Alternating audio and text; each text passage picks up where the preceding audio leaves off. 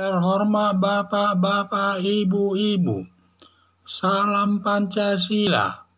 Bapak-bapak, Ibu-Ibu yang melihat video saya ini, tolong jangan lupa subscribe, like, dan di-share. Sifatnya gratis.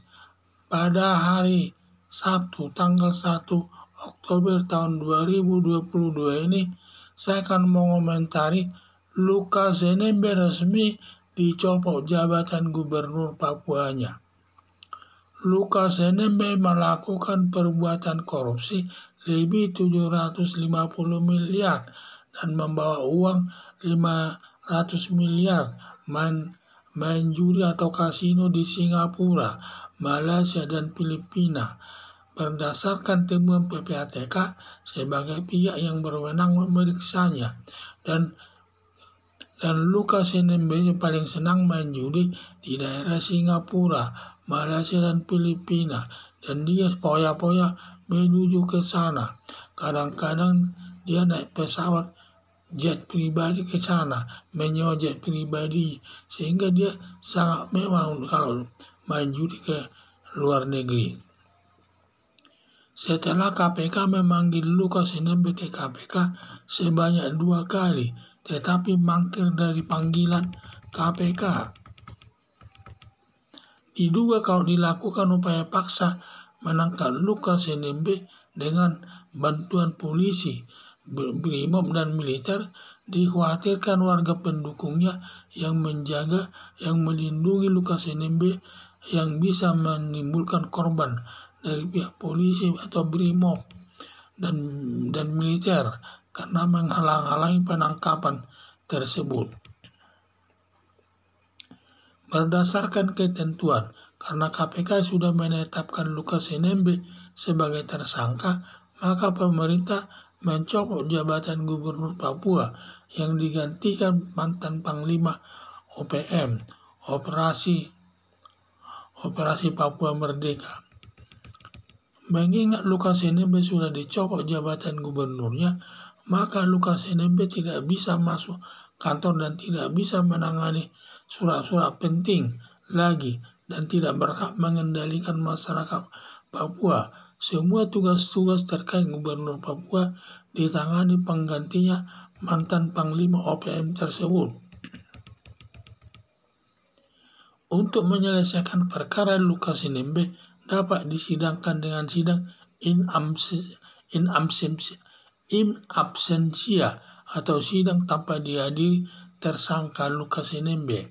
Setelah diputus hakim dan sudah mempunyai kekuatan hukum yang pasti, lalu KPK menangkap Lukas NMB dan dimasukkan ke dalam penjara atau lembaga pemasyarakatan untuk melaksanakan putusan hakim tersebut. Harapan saya, perkara Lukas NMB kalau sudah disidangkan secara in absentia selama diperiksa hakim, Lukas NMB tidak bisa membantah semua keterangan para saksi ahli, surat, dan barang bukti. Pasrah termasuk putusan hakim, pasrah menerimanya. Maka sebaiknya Lukas NMB menyerahkan dirinya ke KPK untuk diperiksa sesuai aturan hukum yang berlaku.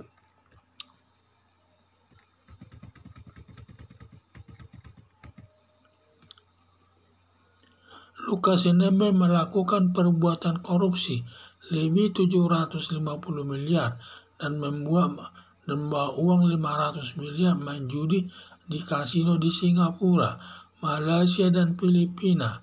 Berdasarkan temuan PPATK sebagai pihak yang berwenang memeriksanya. Setelah KPK memanggil Lukas NMB ke KPK sebanyak 2 kali, tetapi mangkir dari panggilan KPK, sudah bisa dilakukan upaya paksa untuk menangkap Lukas NMB tersebut. Diduga kalau dilakukan upaya paksa menangkap Lukas NMB dengan bantuan polisi, BRIMOB, dan militer, dikhawatirkan warga pendukungnya yang melindungi Lukas NMB atau melindunginya dengan menjaga rumahnya yang bisa menimbulkan korban dari pihak polisi, BRIMOB, dan militer yang karena menghalang-halangi penangkapan tersebut. Berdasarkan ketentuan, karena KPK sudah menetapkan Lukas NMB sebagai tersangka, maka pemerintah mencopot jabatan Gubernur Papua yang digantikan dengan mantan Panglima OPM. Mengingat Lukas NMB sudah dicopot jabatan gubernurnya, maka Lukas NMB tidak bisa masuk kantor dan tidak bisa menangani surat-surat penting lagi, dan tidak berhak mengendalikan masyarakat Papua. Semua tugas-tugas terkait Gubernur Papua ditangani penggantinya mantan Panglima OPM tersebut.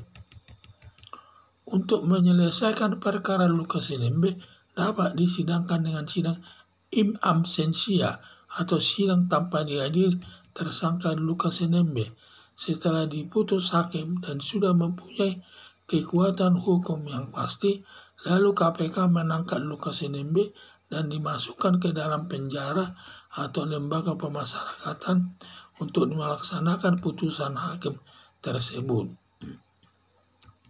Harapan saya, perkara Lukas NMB kalau sudah disidangkan secara in absentia selama diperiksa hakim, Lukas NMB tidak bisa membantah semua keterangan para saksi ahli, surat dan barang bukti. Pasrah termasuk putusan hakim pasrah menerimanya. Maka sebaiknya Lukas NMB menyerahkan dirinya ke KPK untuk diperiksa sesuai aturan hukum yang berlaku. Sekian dan terima kasih.